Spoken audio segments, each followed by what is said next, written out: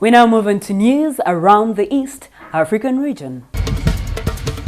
We start from Kenya. It is exactly 9 years since Kenya's constitution was promulgated at Uhuru Park during a colorful ceremony presided over by then-President Mwai Kibaki. The Star Kenya's newspaper quotes Kamotho Waiganjo, former Constitution Implementation Commission member, saying, "We have been faithful, leave alone implementing the letter but the spirit of the Constitution." The newspaper reports Waiganjo citing delays in the release of funds to counties, a failure to enact the two-thirds gender rule and to comply with the provisions on leadership and integrity as testimonies to poor implementation of the Supreme Law. Kenya marks the 9th anniversary of the Constitution today amid calls for a referendum to change the Constitution. Some of the proposed changes are creation of the office of the Prime Minister and 2 Deputy Prime Ministers.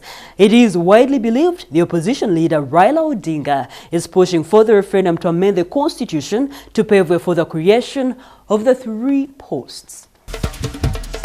Let's move on to Tanzania. A decision to repatriate Burundi refugees is about to be implemented. Last year, Tanzania, Burundi, and the United Nations High Commissioner for Refugees agreed to move the refugees from various camps in Kigoma back home.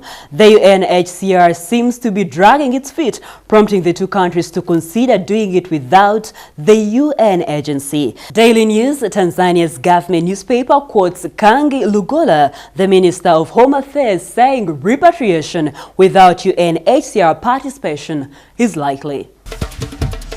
We close from Southeast Sudan. President Salva Kiir has urged his country's citizens residing in Uganda to return home and participate in the implementation of the revitalized peace accord. Salva Kiir made the remarks at the end of his 2-day state visit to Uganda. Uganda hosts Africa's largest refugee population, 1.25 million people, with 2/3 having fled conflict in South Sudan.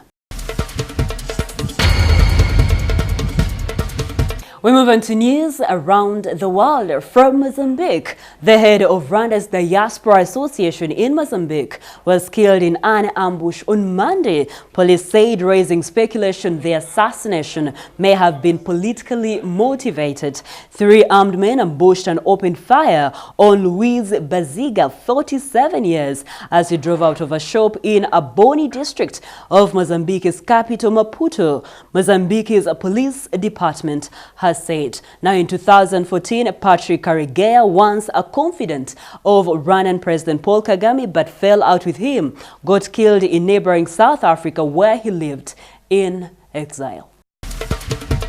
Moving on to Libya, militias loyal to Libya's Tripoli-based unity government say they repelled an attack Monday by forces of Eastern strongman Khalifa Haftar on a strategic town southeast of the capital. Haftar launched an offensive on Tripoli in early April, setting up a rare command center in Girian, some 100 kilometers southeast of the capital. News from Cameroon. Thousands of Cameroonians have fled the country's Anglophone provinces, the United Nations and activists said on Monday, after separatists sparked fears of an escalation in violence with a call for dead city protests.